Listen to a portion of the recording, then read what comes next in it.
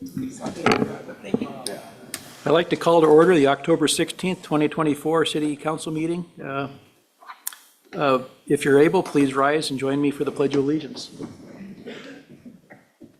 Pledge allegiance to the flag of the United States of America and to the republic for which it stands, one nation, under God, indivisible, with liberty and justice for all.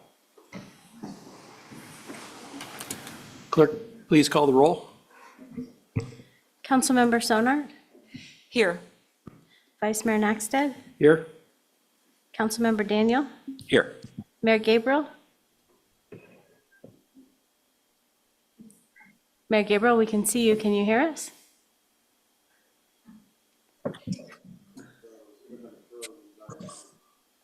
It says he's talking, but he's not coming through. Can you hear me? Can you hear me? Yep, we can hear you now. Close it up for a minute. Thank you. Here. Councilmember Askin, Here. Councilmember Dothett. Here. You have a quorum. All right, thank you. That gets us to certification of the October 1st, 2024 election results. Would the clerk please read into the results of the October 1st, 2024 election? Thank you, Vice Mayor Naxted.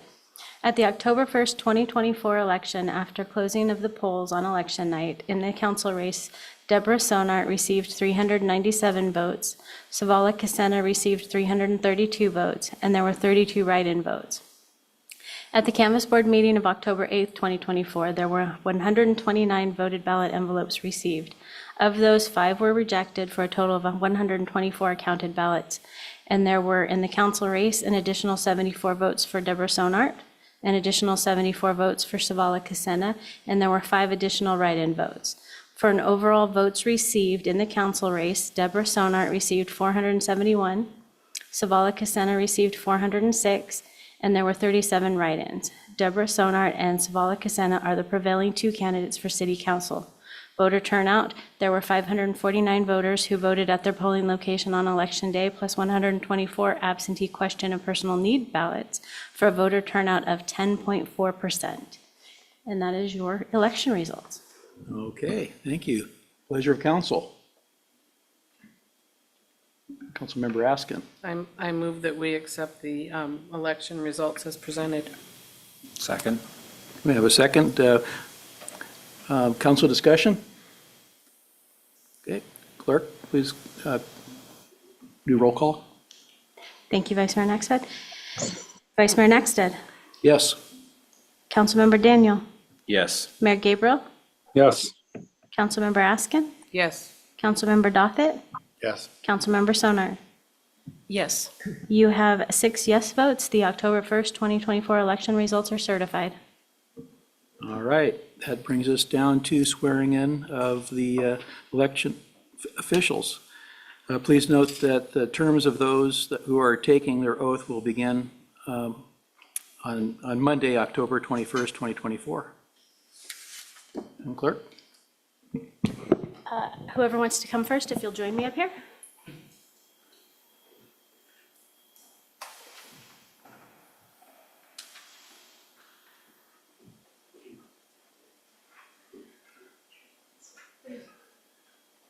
Please raise your right hand and repeat after me. I state your name. I, Deborah Sonart, Do solemnly swear that I will support do solemnly swear that I will support the Constitution of the United States of America, the Constitution of the United States of America, the Constitution of the State of Alaska, the Constitution of the State of Alaska, and the laws and ordinances and the laws and ordinances of the City of Kenai, of the City of Kenai, and that I will honestly, and that I will honestly, faithfully, and impartially faithfully, and impartially discharge my duties discharge my duties of City Council Member of City Council Member of the City of Kenai of the City of Kenai to the best of my ability. to the best of my ability. Congratulations. Thank you. And that is yours. Okay. Mr. Cassena. Nobody's taking a picture of Deb?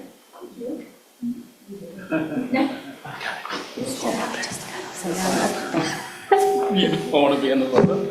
Please raise your right hand and repeat after me. I state your name. I, Savala Cassena, do solemnly swear that I will support do solemnly swear that I will support the Constitution of the United States of America, the Constitution of the United States of America, the Constitution of the State of Alaska, the Constitution of the State of Alaska, and the laws and ordinances and the laws and ordinances of the City of Kenai, of the City of Kenai. and that I will honestly, And I will honestly, faithfully, and impartially faithfully, and impartially discharge my duties discharge my duties of City Council Member of City Council Member of the City of Kenai of the City of Kenai to the best of my ability. to the best of my ability. Congratulations, Councilmember Kastena. Thank you. Thank you.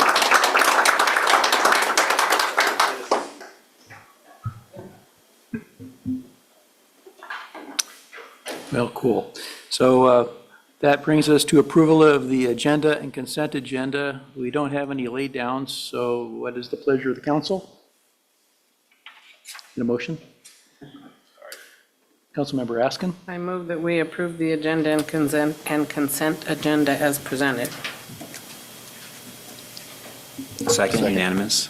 Okay, and it's moved and seconded. Would the clerk please read the consent agenda items into the record? Thank you, Vice Mayor Nakstad. Approval of the regular meeting minutes of October 2nd, 2024, brought to you by the city clerk. New business action approval, bills to be ratified. And new business action approval, non-objection to the renewal of a club liquor license for Fraternal Order of Eagles, number 3525, doing business as Fraternal Order of Eagles, number 3525, license number 337, brought to you by the city clerk, and that is your consent agenda. Okay, thank you very much. Are there any public comments on any consent agenda items that were just read by the clerk? Okay, seeing none, unanimous consent was requested. Are there any objections? Hearing no objections, the agenda and consent agenda are approved. We have no scheduled administrative reports. We have no scheduled public comments. So that brings us to unscheduled public comments. Are there any members from the public who would like to speak on any item not appearing on the agenda? Marion Nelson. There we go. Marion Nelson, Kenai Arts Center. Really quick, Sandra Lewis, president of the board at this point in time with the Arts Center. She was going to be here tonight, but unavoidably detained, so she promises next time.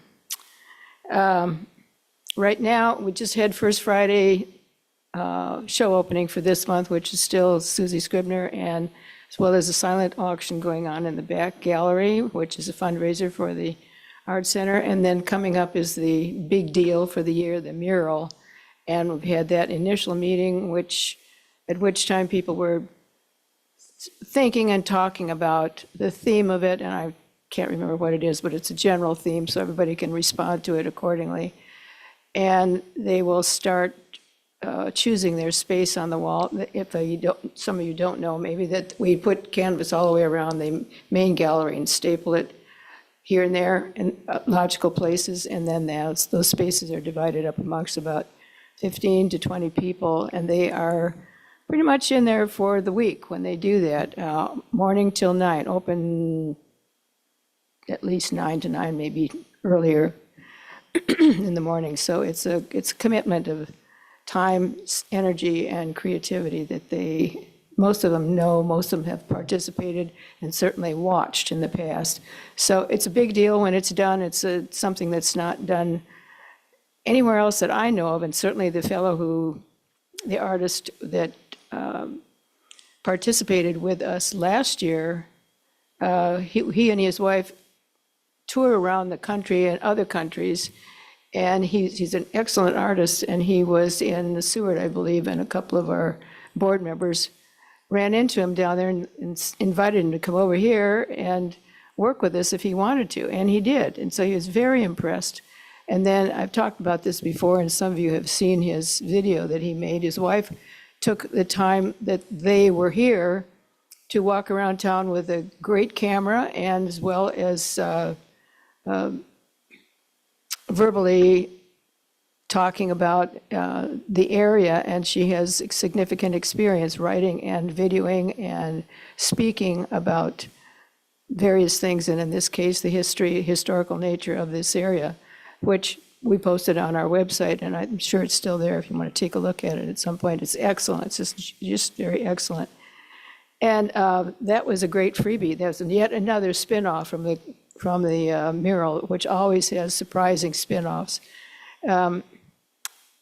I won't go into all of that because it's a long story, but anyway, so I hope at the next meeting, Sandy Lewis, initially Sandy Huss, which I'm sure a number of you know, who grew up here, she will she will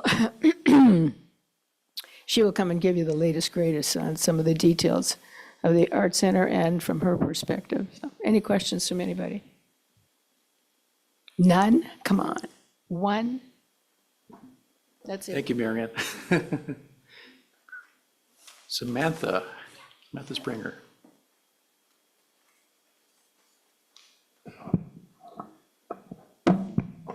Hi, guys. So we just got done having our 39th annual fundraiser on Saturday. I would say it was a huge success. Right now, approximately, we're guessing, with not all the numbers in, that we raised about $30,000. So that's exciting because that definitely helps cover the beginning of the year for us and all our staff and making sure the scholarship fund is taken care of and everything like that. So pretty excited about that. We have already tore all that down and now we are building the maze for the Haunted Chamber and I basically sleep there. So Liam is making it right now with Brittany. We're finishing it off, but that will be opening on Friday. It should be really fun. It'll run until the 31st and then we'll tear all that down. And then we'll put up Christmas Comes to Kenai. So if you need me anytime, I'll be at the chamber, but it should be great. And we are definitely still looking for volunteers if anybody wants to scare people. No? Maybe? Anyway, so that's all.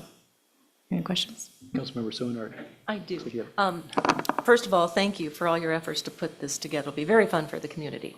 I remember you mentioning in a prior month that during the daytime it would be kid-friendly? Yes. And in the evening, it's like, okay, everything goes, watch out.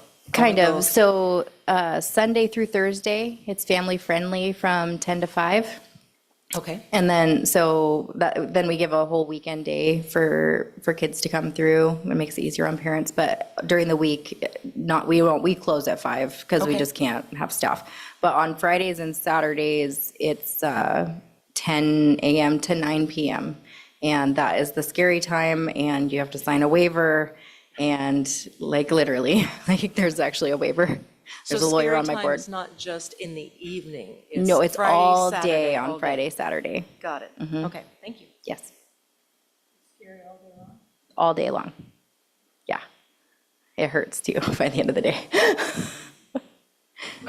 I thought you were kidding. No, I'm going to have to go down there and sign the waiver and check it out. Yeah, as long as you don't Definitely. have any epilepsy, aversion to fog machines, heart issues.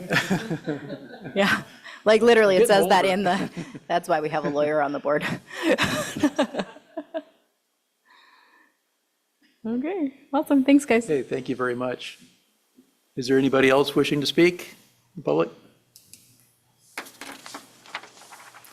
That brings us to public hearings.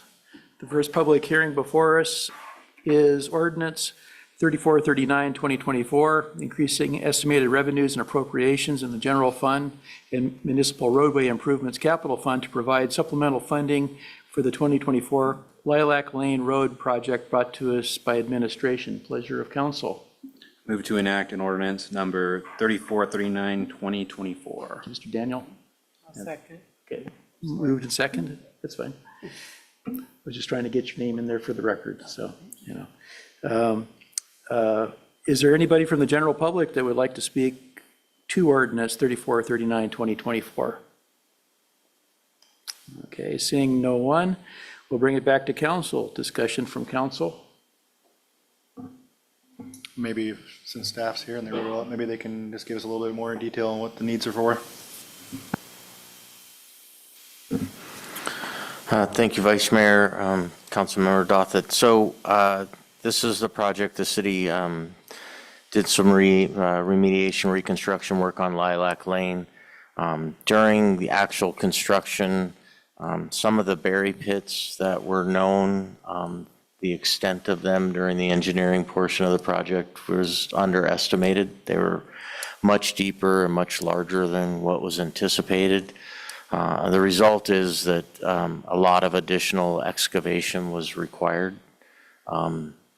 Without doing that excavation, we would have seen similar failures. Not the quantity of failure that we saw in the existing road, but certainly we would have saw failure in the future. So the choice was made to go ahead and X out the additional area, and we did exceed what was budgeted. And I apologize that this wasn't before you ahead of that, but it's very difficult and kind of fluid when we're doing these types of projects. The road is completed now at this point, paving is done.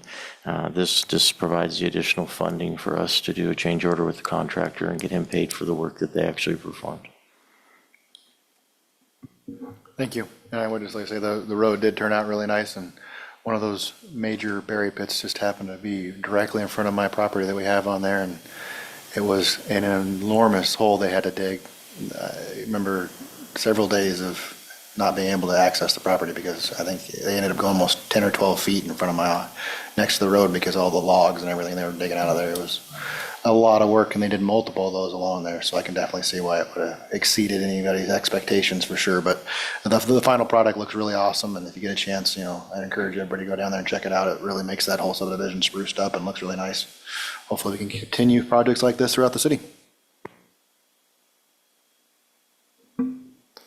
And I'd just like to say, earthwork, excuse me, there's lots of unknowns so that you don't know about it till you get there, and you really can't necessarily stop on a road project like this. You really have to keep moving forward, and then here we are. And I guess the question I might have for the city manager is if there is some other, like a fund or something we could have for additional contingencies that we might be able to utilize so we don't have the contractor waiting to be paid. They still have to come back to council in some way.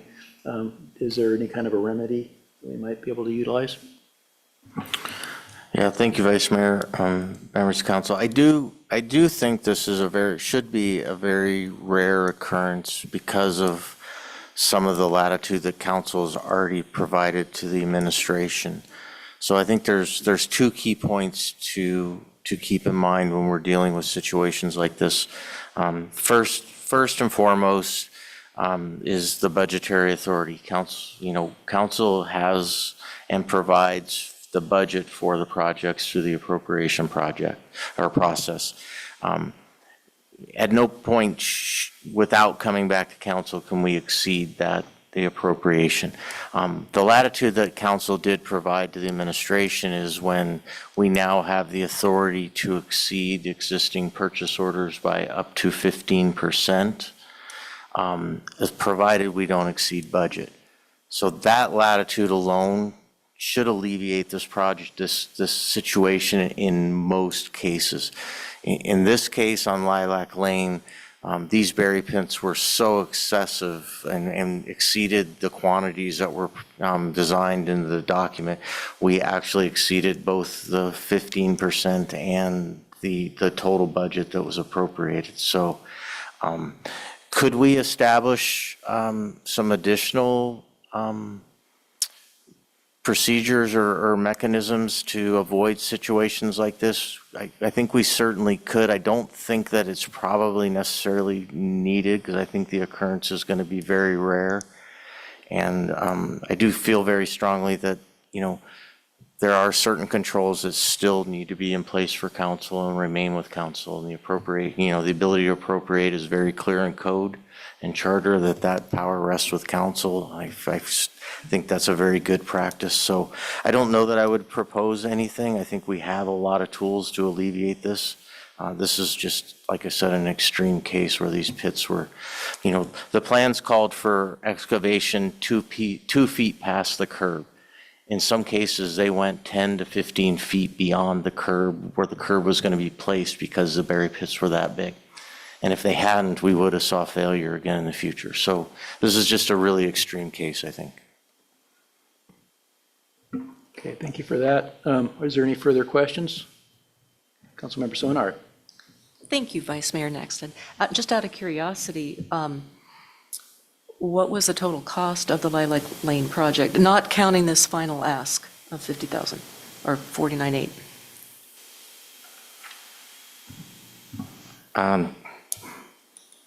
Thank you, Vice Mayor. I'm Councilmember Sonart. I don't know off the top of my head, but I will certainly get that information. Even ballpark figure? Because you mentioned that this ask here was over. Between 700 and 750,000, I'm guessing, Okay. all in. Just ballpark. Okay. Thank you. Any further council discussion? Seeing none, please call the roll. Councilmember Daniel, Yes. Mayor Gabriel, Yes. Councilmember Askin, Yes. Councilmember Dothit, Yes. Councilmember Sonart, Yes. Vice Mayor Nexted. Yes? You have 6 yes votes. Ordinance number 3439, 2024 is enacted. Okay, thank you. Now we are on to new business item, action approval, confirmation of mayoral nomination of student representatives to City Council, Beautification Commission, and Airport Commission, brought to us by Mayor Gabriel. Pleasure of council. Councilmember Daniel. Jump the gun this time. Move to approve the confirmation of mayoral nominations for student representatives. Second. Okay, moved and seconded. I think there's a memo in our packet in regards to this, and perhaps the clerk might be best to speak to the nuances of this. Thank you, Vice Mayor Nexted. So when the school year begins each year, we reach out to the principals, or if we know who the leadership counselors are, we reach out to them and ask them to circulate the applications through Connections, Homeschool, Kenai Central, and Kenai Alternative. On our first circulation, we only received one application, and that was from a sophomore. So Mayor Gabriel asked that I extend it and reach out to the schools again. I asked the schools if I could come in and talk to the students. I went to Kenai Central High School and Kenai Alternative and spoke to the students about our program. They had a lot of good questions, but what I heard from a lot of them is it conflicts with their sports schedules. So after opening the application again, we did get an additional application for the Airport Commission and the Beautification Commission, but all applications were from sophomores in high school, and our policy speaks to juniors. Mayor Gabriel turned his video off because he's freezing up, but he did want to go ahead and move forward with the sophomores because we did not receive any junior or senior applicants. And I'm available for questions. Any questions of the clerk? Is Mayor Gabriel available, since this is his? I guess, so we don't forget you, Mayor Gabriel, just wanted to check to see if you might want to comment on this for us moving forward. Yeah, certainly. And I want to thank Ms. Sander for the work that she did to kind of follow up again and reach back out. But yeah, the fact of the matter is that we weren't attracting the juniors and seniors that probably may have a busier schedule.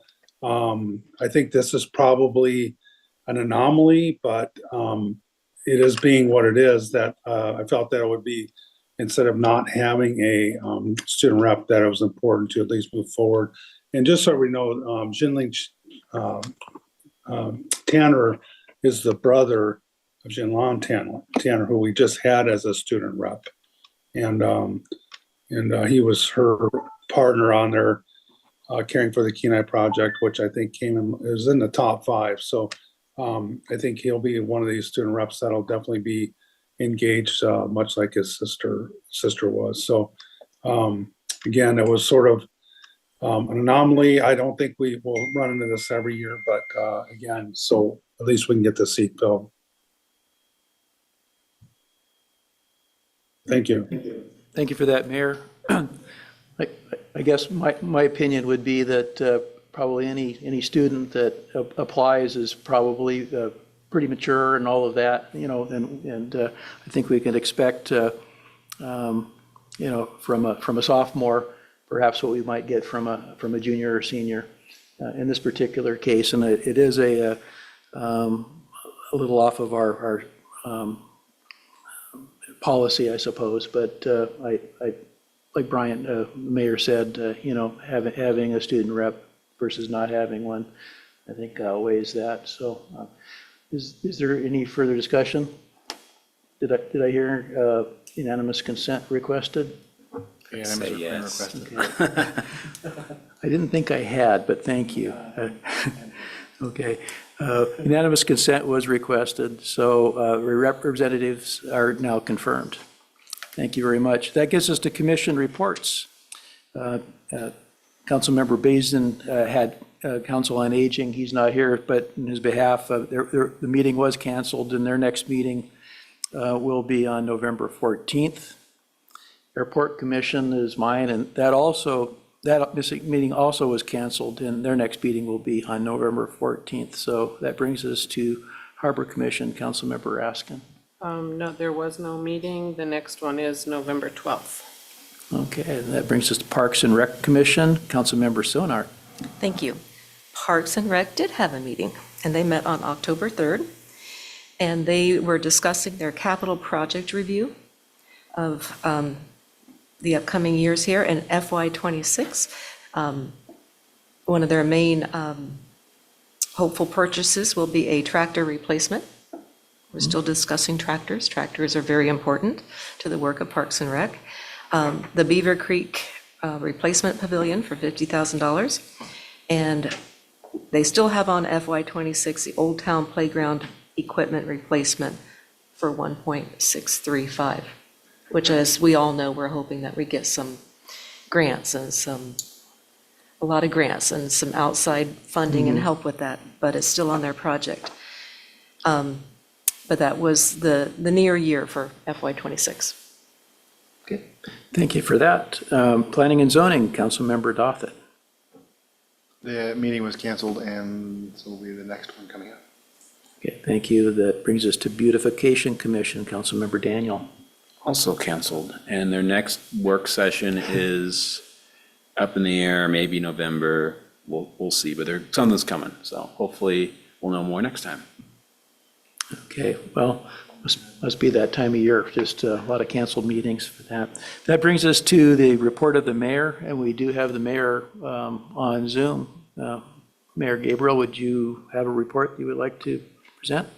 Yes, thank you, Vice Mayor Maxted. And first of all, I want to say thank you again for filling in for me. And I want to congratulate Councilmember Sonart for her win, as well as Savala Casena. And also wanted to thank Savala for his time and service on the Parks and Recreation Commission. He's been there for a while, and from everybody I heard, he was just a wonderful member of that commission, and will be missed.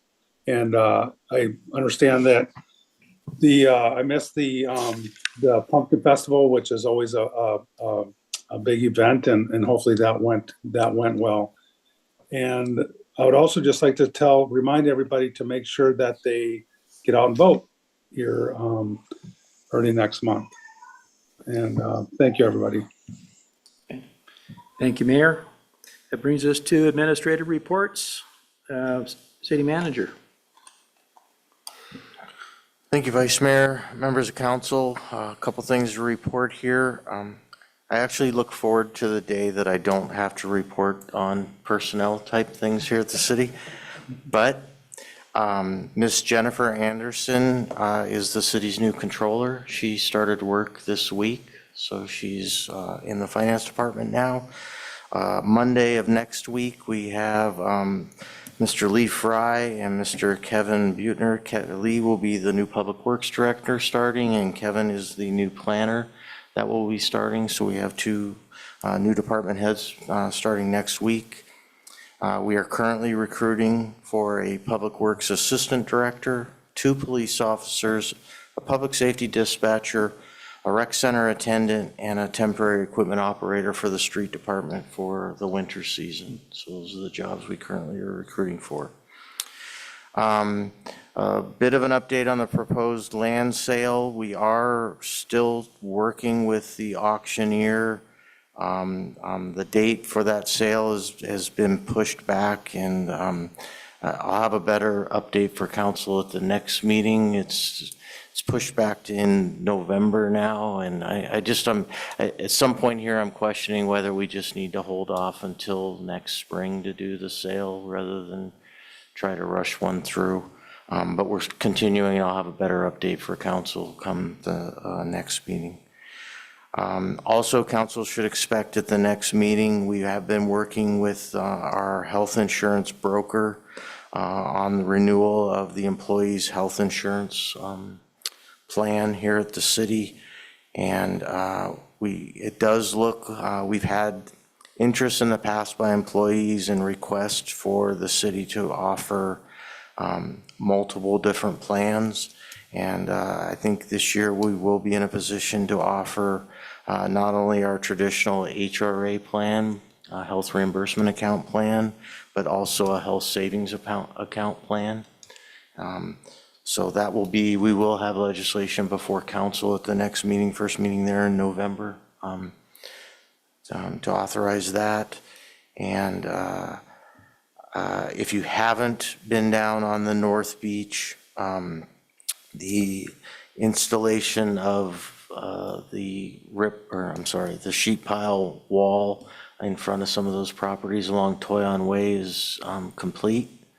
And I think it looks really good. I actually took a picture Monday evening. I went down there and walked it, and I think it looks really good. It's actually appears a lot lower than I thought it was, but I think that's because of some of the things they did during construction where they had to pile some sand. I think that sand's going to erode as the tides take it out, and that wall will appear a little bit taller. But I think it's a great example of the city facilitating those property owners being able to do something to protect their own property, and us acquiring that piece of property, I think, provided that opportunity. And I think it's at this stage, it seems to be working out really well. And I think if you haven't seen it, you should probably go take a look at it.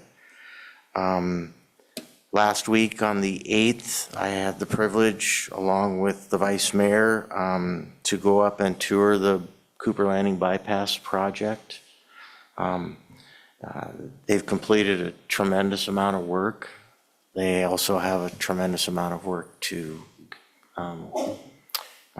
yet to go to complete that project. Some very interesting things. We actually did get to go up to the Juneau Creek, where the Juneau Creek Bridge is going to be.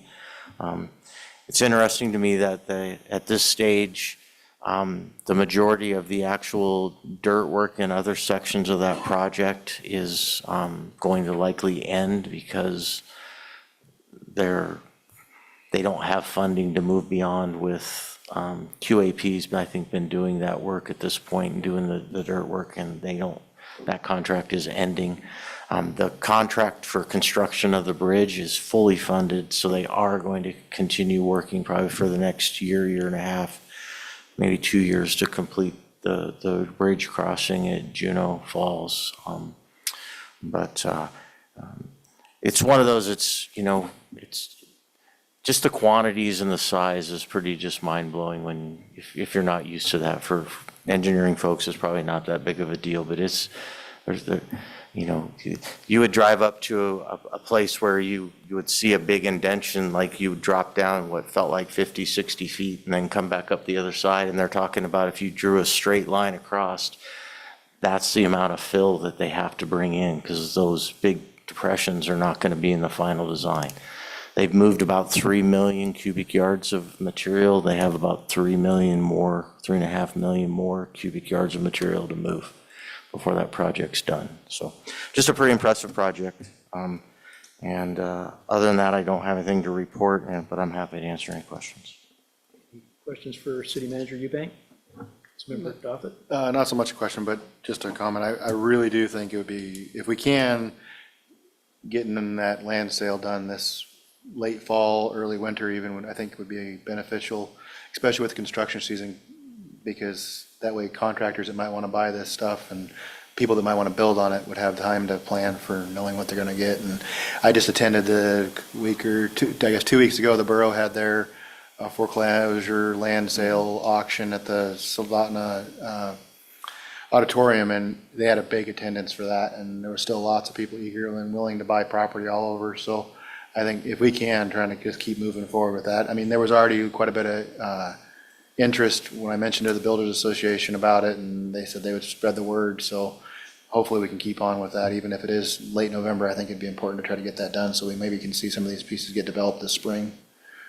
Thank you, though. Thank you. Councilmember Dothett for bringing that up. And that's kind of along the lines of what I was thinking too. The amount of time it takes to get a building permit and all the other things, and perhaps some design may be necessary. Wait until spring, then you can't really start until fall. And there might be some momentum on the heels of what the borough, just put out too. So might be some advantages there. Any other questions for the city manager?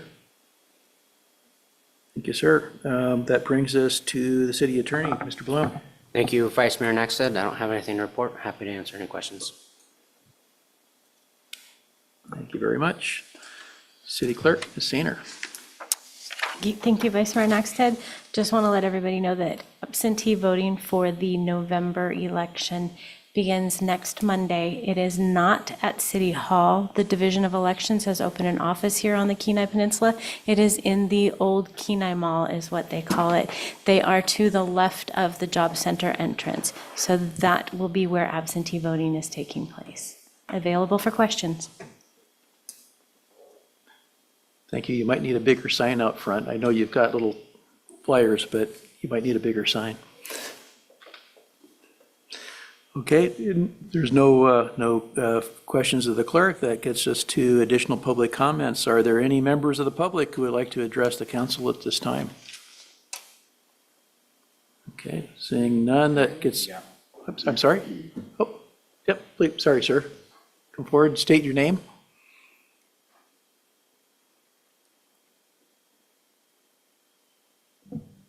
My name is John Hewlin. I live in the Valhalla Heights subdivision area, about mile 5.5 of the Kenai Spur. Our road surface has become very questionable. When it rains, it turns to about 2 inches of mud. And I would like to see something done with that. If we could have that repaired, resurfaced. I know it's probably not going to get asphalt, but some new road. I believe there are some issues with drainage in that area on the Phillips Drive east side, which is where my house is. And I'd like to see some efforts to, the whole subdivision probably needs to be resurfaced as far as gravel output on the top of the road. So whatever we could do to help that would be great. Mr. Hewlin, do you think that the material has been graded off the top and pushed into the ditch? Most likely. I mean, they come and they grade it quite often, and that's great, but when it rains, it either turns to mud, or if there's traffic on it, it potholes out really quick. And it just is like there's just not any surface gravel left, is my opinion. I'm not a contractor, I'm not a road builder, I don't know. But you're a driver. Yep, and I have some nice vehicles, and when I go out in the morning and it's snotty slime, I hate to go. City Manager Eubank, is that something you can have Public Works take a look at? We'll probably get some more rain here. It's still October. Well, I'm sure, and I'm sure it's not going to happen this year. I understand that, but if we could start the process to get it in the budget and other things like that. Work on the drainage on the far side of my house. And you're on Phillips, you say? On Phillips, yeah, on the east side, going away from the city, so towards the Soldado side. A couple of years ago, we had quite a ice dam and a flood there, but last year it didn't do it, so I'm assuming that was just a weather thing. But I have been informed that there's probably some drainage issues when all that subdivision was built. Thank you. Thank you. Would you be able to stand for any questions? Sure. Mr. Councilmember Dothett, do you have a question? Just on the drainage issue, does it look like it would be like redigging out the ditches and reditching would be helpful, kind of a thing? Yes, that's my opinion. Yes, I think so. As it goes farther down, there's another, well, when it gets to the end of the street, it kind of just blocks up there. Okay. And the water stands quite well in those ditches. Okay, thank you. Councilmember Daniel, sorry. I just want to say thank you, Mr. Hewlin, for coming up, and I know it's not easy to get in front of us, but it's very helpful to get things moving in the right direction. I know so. I've spoken to a couple of you Yes. before, you and Mr. Baisden, and actually the mayor we've discussed it once or twice. Yeah, so appreciate it. Yep. Thank you. Thank you. Yeah, thanks for coming out.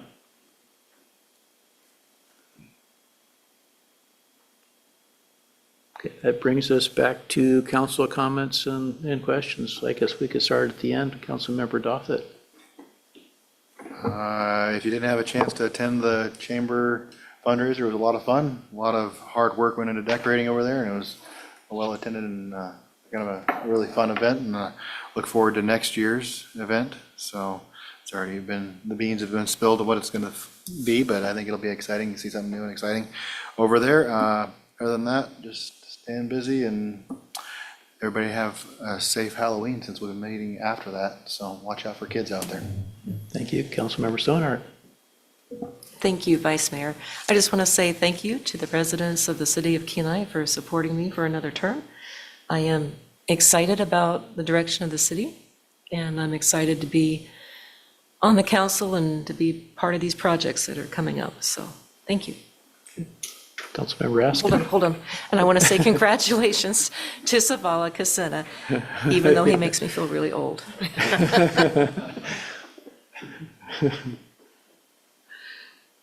Congratulations, Deborah, on re-election, and welcome, Savala. I look forward to working with you. I got to attend the fundraiser also, and the decorations were amazing, and I won a gun, so it was a good night. Wow. Safe Halloween, everybody, and remember to vote. Councilmember Daniel. Yeah, I think you have my ticket, you know, when I went to buy that gun-winning ticket. I'm kidding. I know you did. Totally kidding. Totally kidding. Yes, I too was at that fundraiser. It was a good time. A lot of fun was had by all. So thank you, Sam, and your crew at the chamber for putting that on. Also want to congratulate both of our council members and newly elected council member for winning. That was your elections. Very excited for another term for you, Ms. Sonart, and for you, Savala. I'm looking forward to it. It'll be fun. So we can both make some Ms. Sonart feel old together, I guess. So anyways, thank you, and I'm looking forward to working with you guys. Thank you. I guess I'm last up. I'd like to congratulate Deborah and Savala. I'm looking forward to the dynamics with our council coming up. It should be good. Congratulations for all that. I was mentioned that the bypass thing, and by the way, if I start talking too long, just kind of start waving a little bit, but I'll try not to, but there's all kinds of cool things with this. They're making the steel down in, with the project, they're making the steel down in Arizona, and the decking for the bridge itself it's about 65,000 square feet, about an acre and a half. And they're going to assemble the bridge on a big gravel pad and then push and drag it out and over the gorge. They're not going to build it in place and all of that. It's going to be that kind of a trestle. So it's kind of it's about a 3-day process pushing it out. And they can only do that when the wind's not going to blow over 30 knots or something like that, and there's probably some other conditions, but it's quite an engineering marvel. They've already constructed a lot of underpasses for wildlife, but one thing that we couldn't see is they're going to construct an overpass, so the road will actually go under. They're going to rebuild a ridge that game uses, and they'll rebuild it, and you'll drive under it, and then the game can go over the top. It's pretty fascinating, and you really have to see these fills that they even have right now to imagine, how big this project is. A lot of the cost has gone up an awful lot. They're up to about $800,000, I think, at this point. They're estimated. Is that correct? 800 million. 800 million. That's right. There's a couple zeros. Yeah. Well, a million here, a million there. But a lot of that cost had to do with there's a lot of groundwater, so they had to raise the whole project up, the design to get up out of the water, so they wouldn't have drainage issues. And so that's the reason that the cost has gone up. Also, the timeline as well. The bridge will probably be installed in 28, and the project completions are about 32. So it's a ways out yet. They got lots to do. But anyway, it's a cool project, and they're pretty proud of it, so it probably can be arranged if somebody really wanted to go up there again and take a look at that. This last weekend, there was the Pumpkin Festival and Drop. Tyler's here. It was raining hard in the morning and blowing, and about the time of the event, it was still raining, but it was blowing a little bit, but it's October. And I don't think that the children actually noticed. They were just out having fun and painting pumpkins and doing all of that. And it was a little bit cold. Some of them stayed in the car for a little while, waited for the pumpkin drop, which I got to do this year. And went up the ladder, the fire truck ladder. And I had some extra ammunition up there to kind of zero in a little bit. And then I had Terry Einen take me up even farther. This thing goes up higher, right? And I dropped the big pumpkin and was fortunate to hit it right in the target, right in the bullseye. So therefore, the children, this is the deal. If I hit the target, they got free ice cream at McDonald's. If I missed, I don't know if I was going to have to pay, or if McDonald's was going to take care of it. I don't have to worry about that now. But anyway, it was a fun week with the trip up to the Cooper Landing and doing that. So that's pretty much all I have. Hope I didn't talk too much on that. We have no executive session nor pending items, and with no further